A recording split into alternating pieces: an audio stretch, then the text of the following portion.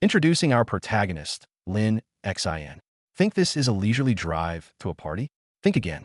He's caught in a high-speed game of cat and mouse, fleeing from those shouting apologies behind him. Lin Xiao, forgive us. Yeah, right? You can see from this escape that the days of being a hopeless romantic are long gone. He's the one in control now. Roadblock ahead. Total gridlock. Sururu's mother is panicking, time running out. But Lin Xin? He just smirks. A little traffic jam is a challenge, not a dead end for a guy like him. The master driver mode kicks in. Navigation is for amateurs. He gives commands to the system. A 2-hour detour? He'll make it there before the kidnappers even know what hit them. This isn't just wealth. It's sheer, unadulterated power. City drift. Speed limit 60? That's a suggestion, not a rule, for guys like him. He's turning public roads into a personal racetrack. Mrs. Su, hold on tight. The thrill ride is just getting started. For my daughter, floor it. Despite her screams, this mother pushes him to go faster. The power of a mother's love overrides fear. She'll take the G-forces if it means saving Ruru. Yiming Mountain. 5 minutes early, with the chasers left in the dust. But that triumphant arrival crashes into a wall of dread. You're finally here. That voice, it's not a cry for help. It's a challenge. Plot twist. Kidnapped? Hardly. Look at her, all dolled up with her deadbeat boyfriend, Xie Xiang, and that thrill-seeking rich kid, Kai Zhengxiong, by her side. This isn't a hostage situation. It's the starting line for a high-stakes race. Mrs. Su is stunned, and we are too. The facade cracks. Ruru flaunts her betting money. Her mom tries to intervene, and that scumbag, Xie Xiang, spins tales of an exciting life. Then Mrs. Su drops the bomb with a chilling smile. I've been lying to you all along. What the hell is going on? This rabbit hole just got deeper. Enter the next wrench in the works. A mysterious blonde-haired, blue-tipped woman, claiming to be Luo Yashi's friend, drips with Daoxing. Is it you my father wants me to humiliate today? Before Lin Xin can even react, his almighty financial system blares an alert. High-level target detected. Counterattack mission activated. This woman is trouble with a capital T. System interface open. Target Suroro.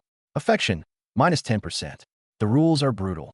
Get her affection over 90%, he gets paid. Hit 100%, and their entire dynamic flips. Lin Xin can't help but smirk. Damn, system. You can even handle a girl this stubborn and erratic? The game is on, and we finally know the rules. Tension boils over. Kai Zhengxiong screams to start the race. Ruru gives Xie Xiang a pep talk full of strategy. But Xie Xiang's final words, this time, I've staked everything, shatter the illusion of unity. They're both in it, but they're only betting on themselves. Positions locked. The race is about to begin. A winding mountain road overlooking a cliff, with a fortune in cash, company shares, and 2 women's futures all on the line. The atmosphere is electric, waiting for the signal to erupt. Round 1 is over. Kai Zhengxiong wins. He declares Ruru is his property and adds the ultimate insult. I heard Xie Xiao never touched you? Let me verify that. The gloves are off. Xie Xiang is finished, and Ruru has been reduced to nothing but a prize. Promotional page with website link. New chapter splash. The storm is coming. The arrogance is off the charts. Kai Zhengxiong points at Ruru, his words dripping with venom. Ruru scoffs, but that facade shatters when she hears the news. She was the collateral Xie Xiang lost. The shock and horror are palpable. Chaos explodes. Kai Zhengxiong drags Ruru away. Her mother steps in, threatens the cops, and is met with mockery. Then it gets worse. One of his goons leers at her. Andy, you're pretty hot too. How about being my slave? These scumbags have hit rock bottom. Ruru is forced to her knees before a car, ordered to call him master. She resists, she cries, but she's overpowered. This punk's true colors are uglier than ever. Mrs. Su's fury earns her a brutal punch to the face, sending her to the ground. Kai Zhengxiong doesn't stop there. He adds a sickening flirtation. This final act of depravity crosses the line for someone watching. Just as Kai Zhengxiong is about to press his advantage, one cool voice cuts through the noise. Sorry to interrupt your fun time. All eyes snap to Lin Xin. No threats, no pleading. Just a direct challenge. If you want the ant, you play by the rules too. I'll compete with you. What's the bet? Lin Xin brings out his trump cards, his ultra-rare supercar, custody of Mrs. Su, and 200 million Chinese yuan. Kai Zhengxiong's greed visibly ignites. A supercar, 2 women, and a fortune? That's a bet he can't resist. Lin Xin slams the terms on the table. 200 million, the car, the woman. That's my bet. Do you have enough to play? This is called crushing the competition. While they gamble with thousands, He gambles with hundreds of millions. The power shift is absolute. The pot grows insane. Kai Jingxiong adds 100 million. The desperate Xiong, in a final gamble, throws in 40% of his family company's shares. He blames Ruru for his losses. Ruru screams, Xiong, I will kill you. This isn't a race anymore. It's a bloodbath of human greed. Lin Xian flashes that signature confident smile at the worried Mrs. Su. Auntie, don't just think about losing. What if I win? That smile is the tell. The comeback is already underway. The mental math clicks for Lin Xian. Win the race, get the cash, snatch the shares, earn a favor, save the golden goose. Meanwhile, Ruru watches him, doubts creeping in. Who is this poor boy who casually throws around millions? Before the start, a seed of doubt, or maybe concern, blooms in Ruru. Do you really know how to ride? She asks Lin Xian. That tiny question marks the first crack in her indifference. The affection meter is stirring. The final warnings are in. Lin Xian's opponents are planning to play dirty, tampering with brakes, even sabotage. The countdown begins. 3, 2, 1. This mountain road race is a death trap dressed as a competition. Promo and transition page. The race begins with a bang. The green bike swerves, trying to ram him off the cliff. Amid the chaos and impact, Lin Xian cracks a smile. Oh, that's how it works. His eyes say it all. Perfect. This makes the hunt worthwhile. Now for the show. A sharp turn ahead, and what does he do? He accelerates. He treats the mountain wall as his own personal lane, drifting with impossible control, leaving even the camera drone in the dust. The livestream audience gasps in unison. This isn't racing. This is a daredevil stunt and a total display of domination. The wheel of fate is firmly in Lin Xian's hands now. Two legends on the same track. On the mountain road, Lin Xian's white ghost moves like it's in another dimension. The green-haired idiot ahead tries to look back for a cheap shot, only to see his rival riding the damn cliff wall. It's something you wouldn't even dream of. This is professional. This is domination. Riding the mountain wall breaks the opponent's brain. Kai Jin-xiong, the redhead, is beyond triggered. This is not scientific. But next second, Lin Xian's face is already in his mirror. Keep your eyes on the road, bro. The redhead, young Master Kai, is panicking. Feels like he's being haunted. Fine, I still have my trump card. He grits his teeth and slams the red NOS button. Today isn't just about making you lose. It's about making you die. NOS boost, a desperate gamble. The green bike transforms into a scythe of death, aiming straight for Lin Xian. Ruru screams, it's over. Think again. A millisecond before impact, Lin Xian's front wheel dips unnaturally, the whole bike scraping past the road surface. Kai Jin-xiong puts everything into hitting thin air. The massive momentum flings both him and his bike skyward. Spin, jump, and shut your eyes. Boom. A deafening crash, not from impact, but from the young Master Kai's beloved bike meeting the earth. That white specter has already crossed the finish line. Dead silence, then a tsunami of cheers. Champion, Lin Xian. The race is over, but the bet isn't. Lin Xian tracks them to the hospital. Kai Jin-xiong and Xiong just wake up to see a devilishly handsome face. What? You guys in the business don't follow rules. Sign it. 1 million in cash, 40% company shares, a designer handbag, all secured. The masterstroke? He turns and gives the entire million back to Ruru and her mother. I don't owe favors, and you don't cause trouble. He leaves behind a stunned mother-daughter duo and a skyrocketing favorability meter. Ruru's brains are scrambled. She turns to her mom. I've decided I'm pursuing him. Her mom is speechless. Isn't he Luo Yashi's boyfriend? I don't care. So on Snack Street, while Lin Xian is debating sausage with his bros, a sickly sweet yo floats from behind. Classic rejection scene. Internet cafe. Take me along, no. Women only slow down my reaction time. Bye. Instant. Rejection. Triple. Combo. His bros are turning green with envy. Surorue smile, freezy salit. But before Ruru can react, another uninvited guest crashes the party. Luo Yashi, golden waves and 2-meter-8 aura, blocks the path. Eyes like knives. Bitch, Lin Xian is mine. Get lost. War is imminent. Talk shit, get hit. The two women instantly descend into a hair-pulling, clothes-ripping catfight, the situation spiraling out of control. Lin Xian is getting a headache. Seeing disaster approaching, his eyes sharpen. System, activate. Mastery of traditional Chinese medicine, activate. Lin Xian becomes a human acupuncture model, 2 precise finger jabs hitting their pressure points. 2 cries of pain, The tangled duo spring apart like they've been shocked, holding their sides in confusion. Peace restored. But Lin Xian's phone begins to explode again. Scene change. Museum appraisal event. Xia Yuxuan is being harassed by a moron in a Stars and Stripes hat, insisting his cheap vase is a Song Dynasty heirloom and personally attacking director Xia. Her mentor, Teacher Kong, tries to smooth things over. Yuxuan be more diplomatic. Just as Xia Yuxuan is backed into a corner, a familiar voice cuts through.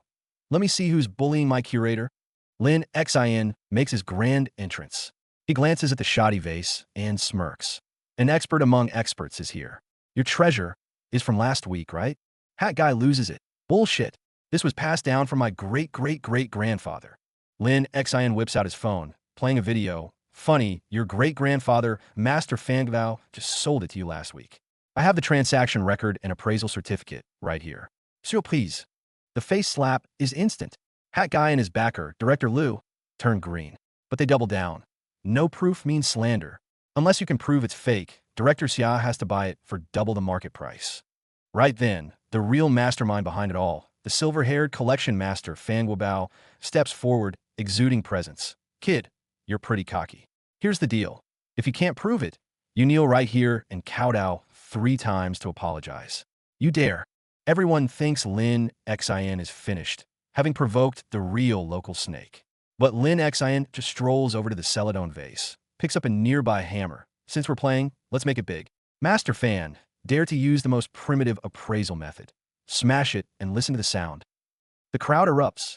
Fan Guobao's eyelid twitches violently. That's his own high-class forgery. Lin Xian raises the hammer, eyes blazing. Genuine peace rings like a bell. A fake clunks like broken tile. Master Fan, are your lifetime collection and reputation ready for this? Lin Xian and Xia Yuxuan just arrived at the antique appraisal gathering, and someone already won a free ride. A follower of the hat-wearing man pops up, declaring that if Lin Xian can't prove this blue and white porcelain is a fake, Miss Xia will be forced to invite it back home for double the market price. Want to gamble? Fine. Lin Xian sneers coldly, ignoring the lackeys and going straight for the ringleader. Empty threats are boring. If you want me to play, you'd better put something real on the table first, right? The red-hatted henchman is so mad, he can only choke out a damn. How does Lin Xian respond to this billion-dollar wager? He actually smiles, casually picking up a wooden mallet nearby. He lightly taps the priceless antique and says something staggering. Carbon dating? Too slow. Let's use the oldest, fastest method our ancestors had. See if it can take a hit. With a flick of his wrist, crack. Crack-laden Celadon vase shatters on the spot. The hearts of everyone present crack along with it. Smashing one piece is crazy. Smashing a bunch? Everyone thinks Lin Xian has truly lost it. What no one knows is that Lin Xian's mind is crystal clear. Last night, his top-tier system skill, Can-You divination, had already let him see through everything here. The past and present of every piece, every secret forgery mark, are all laid bare in his mind. The so-called Master Fan on stage, a famous collector on the surface, is actually the most skilled antique forger in all of China. Lin Xian smashes away vigorously, but Master Fan remains calmly seated, even feeling a hint of triumph inside. Why? Because he has an unknown secret. On every one of his fakes, he left a personal mark the size of a fly's head. The character Fong. These marks are incredibly well hidden, their locations known only to him. Smash it with a hammer? With thousands of fragments, the chance of finding one is less than 5%. He can almost picture Lin Xian exhausting himself, finally kneeling and begging for mercy. Lin Xian smashes 7 or 8 priceless antiques in one go, leaving the scene a mess with fragments everywhere. Master Fan puts on a show, examining a cross-section of blue and white porcelain, then confidently declares, "The body is pure white, the glaze smooth and warm, undoubtedly genuine." The crowd immediately heckles, demanding Lin Xian pay up tens of millions right now. Master Fan is even more smug, thinking his daughter's medical bills are secured. But he doesn't notice the almost undetectable cold smile on Lin Xian's lips as he crouches by the fragments. Because all their secrets have long since been picked up by him. The total value of the smashed antiques has exceeded 68 million. The onlookers go wild, some cheering, some taking photos, thinking it's performance art. Master Fan, watching Lin Xian smash blindly, almost fails to hold back a laugh. But he's laughing too soon.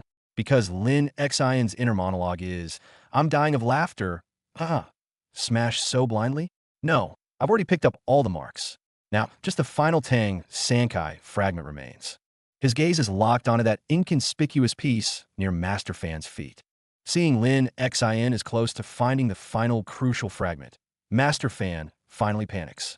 He lunges forward, stepping on that Tang Sankai piece before Lin Xian can get it, then snatches it lightning fast into his own sleeve.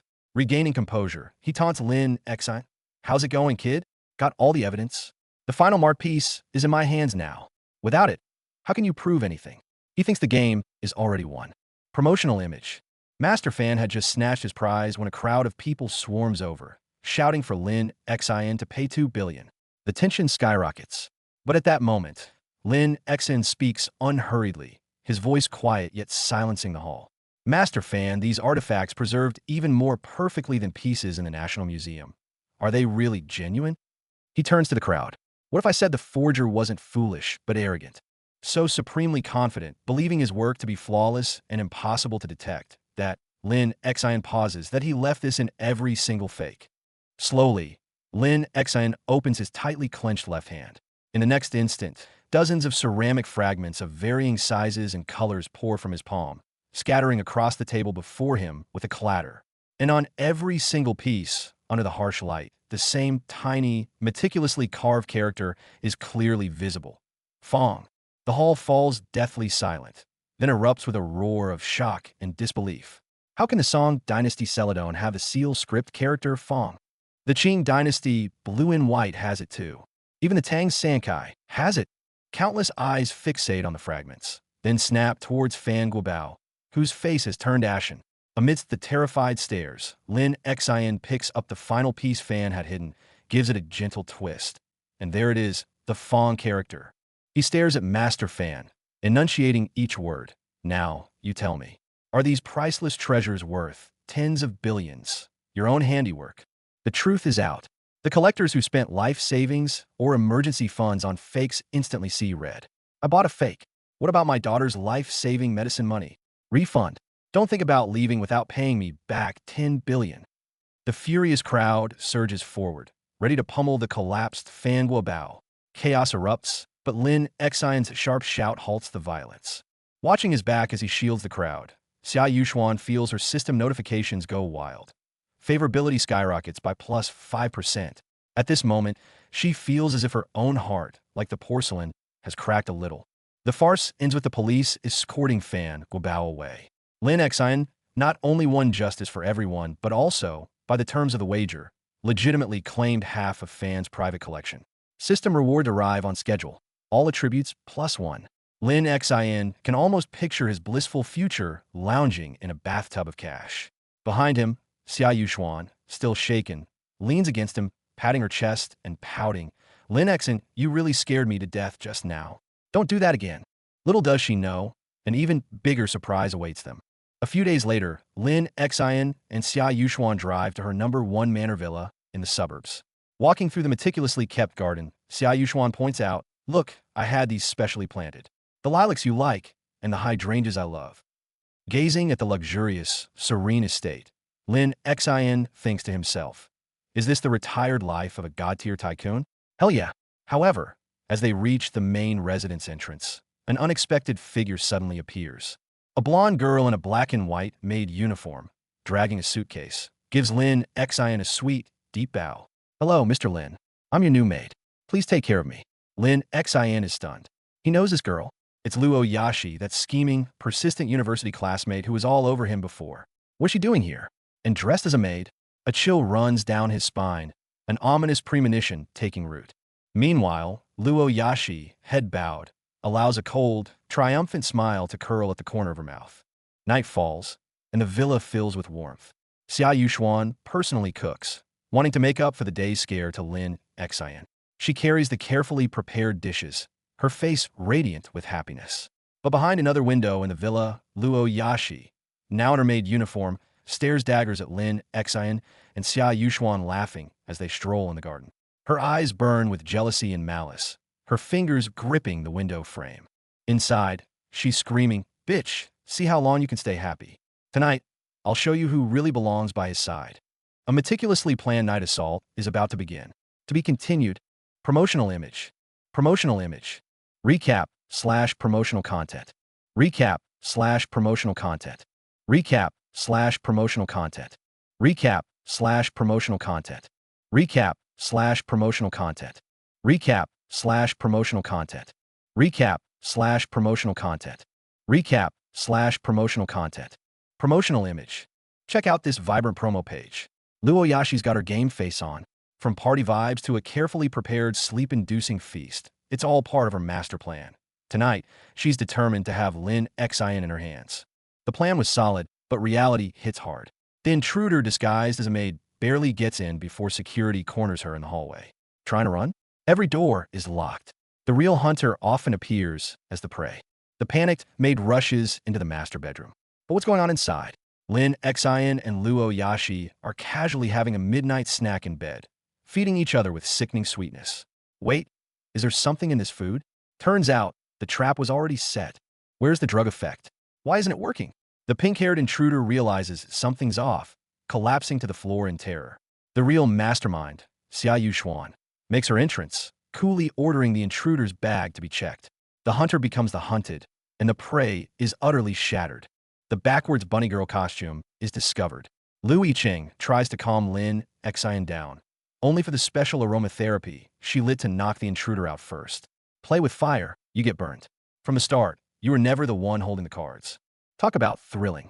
Lu Yicheng is forced to wear that outfit, going from questioning to shock to a full-blown meltdown, screaming bitch. Lin Xin just smiles. It's all under control. Trying to outsmart him? You're not even close. Luoyashi, her plan in ruins, scurries back to her room in disgrace. Stroking her newly grown tail, she's filled with humiliation and resentment. Only when the noises from the next room finally subside does she dare to relax.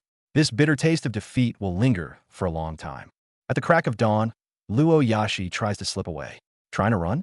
Xia Yuxuan's been waiting by the bed for her. A single sentence, "I recognized you the moment you mentioned the 18 part," shatters her last shred of hope. In front of the true queen, all scheming is laid bare. Through the door, Luoyashi screeches with impotent rage, threatening to kill her rival. Inside, Xia Yuxuan simply walks over to the sleeping Lin Xin. This is a power gap of another dimension. You rage, I remain unfazed. She doesn't even spare you a second glance. Chapter switch, style shift. A sultry succubus riding a dragon makes a dazzling entrance, prompting everyone to stay tuned for updates. All right, let's give the viewers a quick breather. The real action's about to resume. New chapter, new vibe back to campus. Lin Xin, oh wait, it's senior Lin Xin now. Even tripping in the rain looks like a scene from an idol drama. That damned, undeniable charm just won't quit. Late at night, Luoyashi is politely escorted out of the villa and lands with a thud. Listening to the sweet whispers from inside, she feels like a stray cat. Meanwhile, a blonde girl finds Lin Xion's clothes in her room, her eyes widening in shock. That's a lot to unpack. 1 week later, the sports festival is about to begin. Someone's sniffing Lin Xion's shirt in ecstasy, their favorability secretly climbing to 99.5%. Someone else wakes up in the middle of the night to find their pants missing and the system, now using decimals, utterly confused. Lin Xion's college life is truly eventful.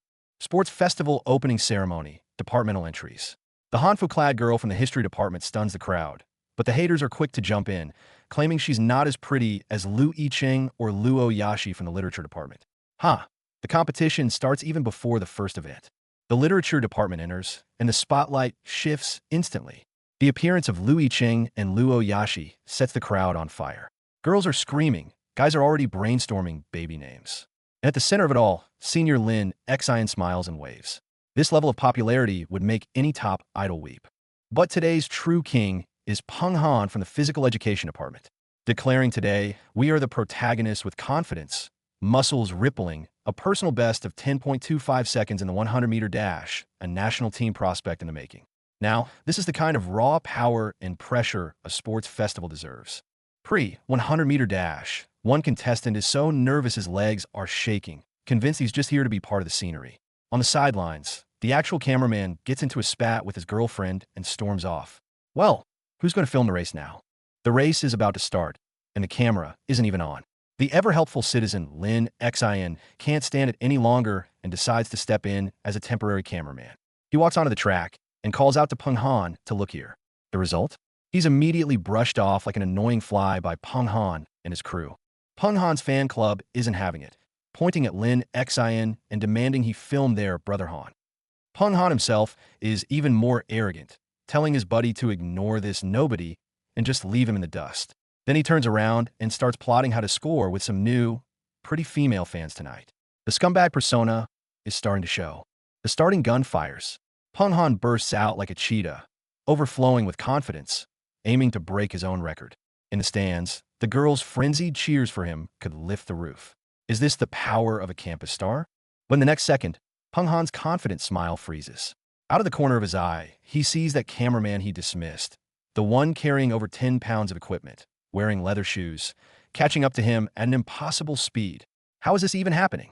Into the chapter, and it's our succubus promo character again. The message is clear. To find out what happens next, stay tuned for the next update. Don't forget to join the Discord for the latest. The new chapter starts with a bang. The Chi-Pao beauty on the cover hints at new storms brewing. And in the story, Peng Han crosses the finish line first. He wins, but there's no joy on his face, only utter shock and devastation. Because he saw with his own eyes that guy in leather shoes, carrying a camera, running faster than him. This is the ultimate humiliation of his athletic career. The result is in 10.55 seconds, far from his personal best. Peng Han kneels on the ground, drenched in sweat, in denial. And that cameraman, Lin Xin, after finishing his shoot, just casually remarks, "I'm exhausted." The true powerhouse crushes all your pride with the most nonchalant attitude. Fuming with rage, Peng Han and his cronies run to the referee to report Lin Xin for doping. The referee looks at them like they're idiots and shuts them down with, "If you have nothing to do, go eat some plums." Trying to frame the guy who's basically cheating at life? You don't even deserve to file a complaint. The three jocks get shot down and plan to take their frustration out on some girls. Meanwhile, the female students are completely captivated by cameraman Lin Xin, gushing over his looks and mystery, having lost all interest in muscleheads like Peng Han. Losing a race isn't the end of the world, but losing your fanbase? That's a crushing defeat. The scene shifts to the women's swimming competition. Three jocks from the PE department scream their impotent rage from the sidelines. Lin Xin, "I hate you." Meanwhile, by the pool, two of Lin Xin's suitors, Lu Yicheng and Luo Yashi, are ready. Their swimsuits are sizzling. Their gazes are deadly sharp. The real battle is just beginning. Luo Yashi is brimming with confidence, boasting about her daily training in the villa pool. Lu Yicheng UPS the ante, proposing a wager. The winner of the swimming race gets a two-person race date with Lin Xin. My goodness, just to get a date with him, they're really turning the sports festival into their own personal battlefield. Over at the poolside, the competition is heating up. Three women are vying for the chance to run a couples race with Lin Xin, turning it into a dramatic three-way rivalry. Sururu makes a dramatic entrance, her twin tails swinging defiantly. She throws down the gauntlet to the other two, proving that Lin Xin's romantic troubles are far from over. The stands are buzzing with excitement. But who could have guessed that a real crisis was lurking on the very path to the venue? A group of guys, rushing to see the show, recklessly shove past a blue-haired girl carrying a bucket, sending her crashing to the ground. Talk about a freak accident. The girl lies motionless, her face pale as a sheet. The once boisterous crowd falls silent. This doesn't look like a simple case of low blood sugar anymore. Cut to the hospital. Protagonist Lin Xin has already rushed the girl inside. The atmosphere instantly shifts from the noise of the stadium to the grave silence of the ER. The doctor delivers a thunderbolt. A 30 million yuan imported machine is the only way to save her life. For an ordinary family, this is less a treatment option and more a death sentence. Just as everyone's hope fades, Lin Xin steps forward. With one sentence, he tears apart the attending doctor's facade. Wrong diagnosis. Her condition is cold congealed heart meridian, not ischemic cardiomyopathy. The entire room is stunned. Furious and embarrassed, the doctor turns the tables. You're the master, right? Then you treat her. You'll be responsible if she dies. He's trying to put Lin Xin on the spot. But the clapback comes swiftly. Lin Xin doesn't flinch. Instead, with unnerving calm, he asks a nurse for a set of acupuncture needles. Everyone is baffled. Is he going to use traditional Chinese medicine? Right here? And in an even bigger twist, The purple-haired nurse who hands him the needles turns out to be Luo Yashi's aunt. She also senses something fishy about the hospital and chooses to side with Lin Xin. A life-or-death impromptu acupuncture session is about to begin. Doctors and nurses gather to watch, most waiting to see this reckless young man fail spectacularly, or worse, cause a death. Meanwhile, in the corridor, the purple-haired nurse is whispering into a hidden mic. Breakthrough in the target hospital's internal investigation. Holy smoke, she's an undercover agent too. The plot thickens. Back in the operating room, Lin Xin takes a deep breath and begins. His wrist moves with a subtle precision, the needles seeming to hum with the energy of a dragon and tiger. An elderly TCM doctor nearby looks like his eyes are about to pop out. The lost ancient technique, dragon soars, tiger leaps, acupuncture. The knowledgeable ones in the room are losing their minds. With this technique, as long as there's a breath left, even the king of hell has to stand down. A miracle unfolds. The girl's complexion visibly regains its color, and her vital signs on the monitors soar back to normal. This jaw-dropping medical feat, performed under a mountain of skepticism, has literally altered fate. The quack doctor completely loses it, jumping up and threatening to call the police on Lin Xin for practicing medicine without a license. But he fails to notice the icy gleam that has entered the purple-haired nurse's eyes. Identity revealed. The purple-haired woman flashes a badge. Police. This case is now under our jurisdiction. The director Liu, who is just shouting threats, instantly clams up like a strangled chicken. Crisis averted. Lin Xin bids farewell to the police captain, the atmosphere even tinged with a hint of something more. But an abrupt phone call shatters any warmth instantly. On the other end of the line, the police captain's voice is deadly serious. Mr. Lin, the Tianpu hospital you reported is connected to multiple companies and forces. One of them, Flying Elephant Company. You hold 40% of its shares. Lin Xin is speechless. Flying Elephant Company? When did he become a major shareholder? Meanwhile, in the company's plush boardroom, a conspiracy targeting him as the shareholder has already been meticulously laid out. Led by Uncle Chong, several shareholders are scheming to seize Lin Xin's accidentally acquired shares. They're convinced he's just a lucky college kid and plan to set up a banquet of traps to force him to sign everything away and get kicked out. The real show is about to begin. Lin Xin's enthusiasm for Myanmar evaporates the moment he lands. From entry form to passing through checkpoints, it's a gauntlet of tips, thinly veiled shakedowns. So much for exotic charm. This is just a shakedown.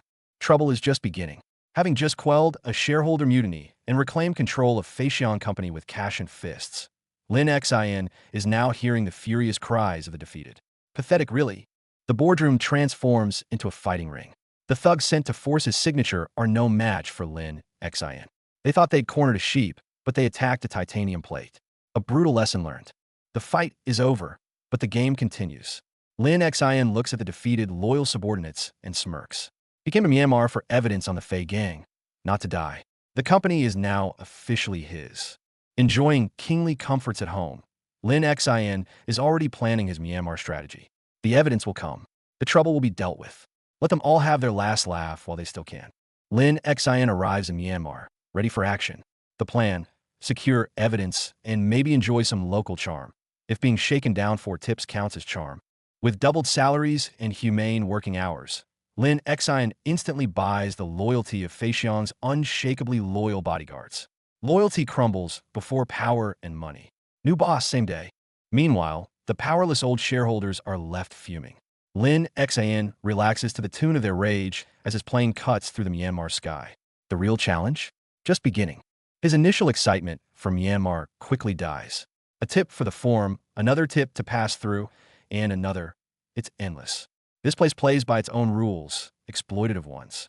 As Lin Xin haggles, a silver-haired woman with immense presence arrives. One look from her makes the brute back down. She's dangerous, and Lin Xin's system just pinged loudly. System alert. High-value female target locked. Wei Shuman, current leader of the Fei gang. The counterattack mission is live. A new, powerful, and mysterious target stands before him. SS-level skill Kanyu Divination. Activate. Data streams through Lin Xin's vision, revealing her secrets. Recent widowhood, internal gang turmoil, financial woes. The perfect point of entry. The jade market is a den of chaos. But Lin Xian's focus is sharp. Get close to Wei Shuman.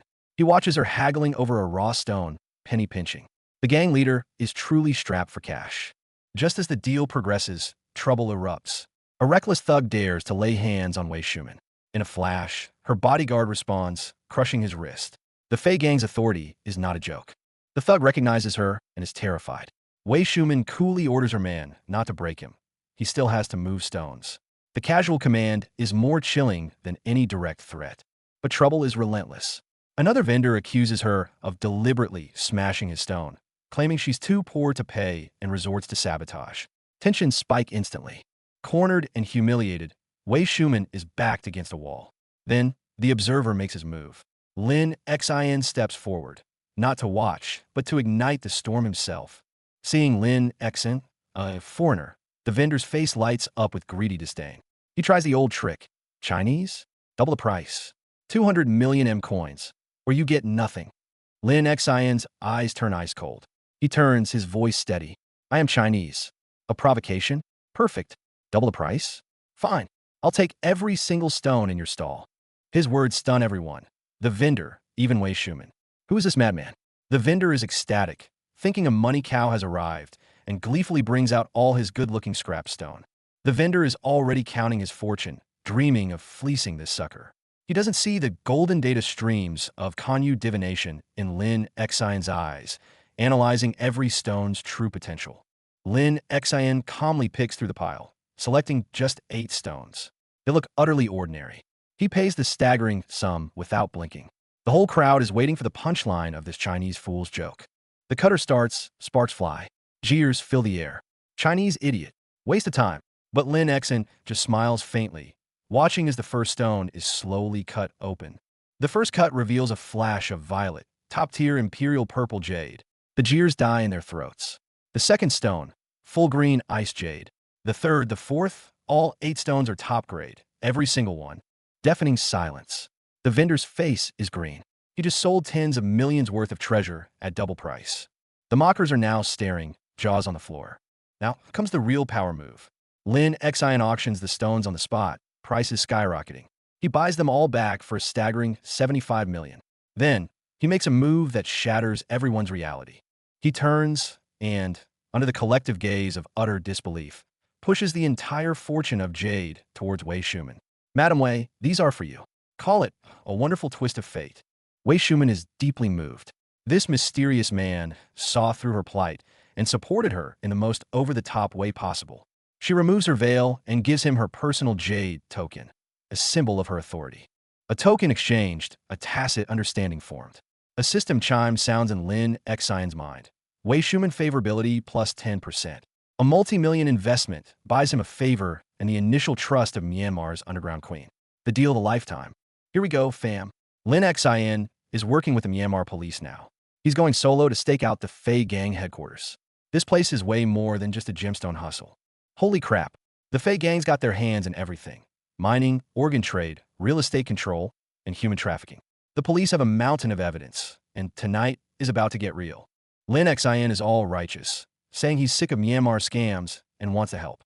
The cops are impressed, but secretly, this dude is already thinking maybe a romantic encounter after the mission.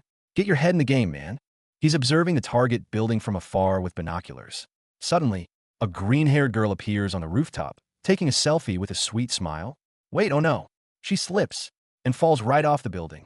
No time to think. Lin Xian dives and catches her midair. They crash to the ground, and he frantically asks if she's okay. She just pouts, saying she was scared to death. Lin Xian's internal alarm is going off. Is she not wearing? The girl calls herself Mang, a tourist. Lin Xian figures its fate and takes her to the local water festival. Look at all that splashing water. The mood instantly gets wild. The place is lit. People are throwing buckets of water around. Mang gets drenched and laughs like crazy. Lin Xian gets into the spirit, grabbing a basin and joining the fray. As night falls, the two stroll through the quiet streets. Mang playfully complains that Lin Xian didn't protect her enough. But right in this cozy moment, Lin Xian stops dead in his tracks. A dead end? As soon as Lin Xian questions the dead end, a car screeches in to block their exit. Then men with knives and guns step out from both ends of the alley. One of them, smoking a cigarette, smirks at Meng. Well done. The innocent Meng disappears in an instant. She reveals she's a professional bait to lure wealthy targets. She smugly negotiates with Lin Xian, demanding a bigger cut for this golden pig. She even offers a special service before he dies. The audacity. With a gun to his head, Lin Xian obediently lets them handcuff him. But instead of fear, his mind is ice cold and calculating. Scams are everywhere in Myanmar. I expected this. But I've got hours before the shareholders meeting. Time to play with you guys. The plan is already in motion. That's all for now, folks. The protagonist has walked right into the trap. But who's the real hunter? Stay tuned for the next chapter. Cut to a dark, grimy underground prison. Blood stains the floor. An unknown body lies on a metal bed. And Lin Xian, handcuffed to a chair, is being interrogated by vicious-looking loan sharks. Dao Ta, one of the Fei gang elders, the mastermind behind the organ trade. Lin Xian recognizes him instantly. This encounter is ahead of schedule. And the guy yelling next to him? That's the same gemstone stall owner Lin Xian humiliated before. Talk about coincidence. Dao Ta smirks maliciously, telling the gemstone guy, "After I squeeze him dry, he's all yours." Lin Xian's mind races. This is the Dao Ta from the files, the man behind the organ processing site. He's literally at the gates of hell. The so-called pig farm base is more horrific than imagined. Innocent people are tortured, chained, even cut open on operating tables. Faced with this hell's cape and the thugs in front of him, Lin Xian thinks handing these scum to the police is too lenient. A far more ruthless plan takes shape in his mind. The thugs threaten him with a hot pan, a branding iron, and guns, demanding his bank password and forcing him to call everyone he knows for money. The pressure is at its peak. Lin Xin Su De Li Lagut, he says, because I just thought of a brilliant idea. The thugs are confused by his sudden grin. What they don't know is hidden in his clothes, a police tracker with an emergency override signal, primed to send his location. The torture escalates. A red-hot branding iron is inches from Lin Xian's forehead.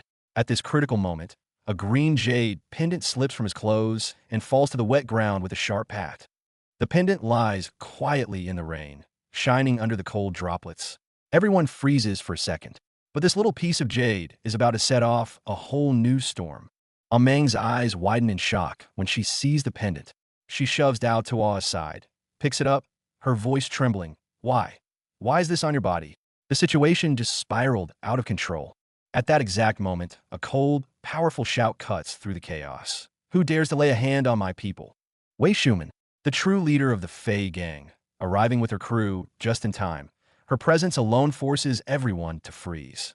Wei Shuman stands firmly in front of Lin Xian, mocking Dao Ta, and Lin Xian, ever the mad lad, adds fuel. Just a bunch of rabble, that's all. Dao Ta is fuming. And this little stunt of Lin Xian's just earned him a plus 1% favorability from the boss lady. Wei Shuman uses the gang's rules to force everyone to lower their guns and orders a retreat to the facial meeting. She whispers to Lin Xian, "Find a chance to leave on your own." The real power struggle is just beginning. In the car, Wei Shuman shows the resolve of a queen, vowing to face the coming Hongmin banquet head-on. But wait, when did Lin Xian sneak in her car? And he shamelessly asks for a ride. His logic? Do you think Dao Ta and the gemstone boss will let me go? Fair point. Wei Shuman is speechless, but allows it. Right now, staying with her is his safest bet. The car speeds through the night towards the lair where the future of the gang will be decided. We cut to the Fei Gang HQ. Meanwhile, at the gemstone mining site and the real estate control center, the other two scheming elders are getting restless, unable to contact a key figure. All actors are now in position for the big show. At the organ processing site, Wei Shuman stands face-to-face with Dao Ta, the bald elder. Dao Ta smiles sinisterly. The actors are all here. The performance is about to begin. The Fei Show meeting, which will decide the fate of the Fei Gang, begins in blood and shadows. In the meeting hall, Wei Shuman drops a bombshell from the start. Former gang boss Channa died 5 days ago in a private yacht explosion. She declares bluntly that this meeting is nothing but a Hongmin banquet for her. The atmosphere freezes. 3 self-proclaimed founding elders immediately step up to seize power. Wei Shuman explodes, ripping their hypocritical facade to shreds. One of you is the one who planted the bomb on that yacht and murdered Chanu. She just tore the cloth off the power game table. The real reckoning is coming. This isn't an auction. It's Lin Xian's personal hunting ground. Facing the sky-high provocation from the Japanese tycoon Kamita, Lin Xian doesn't even blink. The price skyrockets from 1.5 billion to 16 billion, driving the entire room wild. It's a god-tier battle. Kamita thinks he's won, but his face when he secures that glazed guanine for 16 billion. It looks less like victory, more like swallowing something vile. He's starting to sense a trap of epic proportions. Flush with perceived victory, Kamita starts relentlessly mocking Lin Xian, even throwing a katana on the table. In a final power move, he tries to sell the vase back to Lin Xian for 19.9 billion. Little does he know, the real knockout punch isn't about money, it's about brains. Plot twist. With a few casual remarks, Lin Xian utterly shatters Kamita. This so-called national treasure, its eyebrow and beard style, went out of fashion in China after the Tang dynasty. It was legally exported to Japan, not looted. Kamita spent 16 billion, not to stop the repatriation, but to become the world's most legendary bag holder. Humiliation on an international scale. As Kamita mentally combusts, Lin Xian walks away effortlessly. Is it over? Hardly.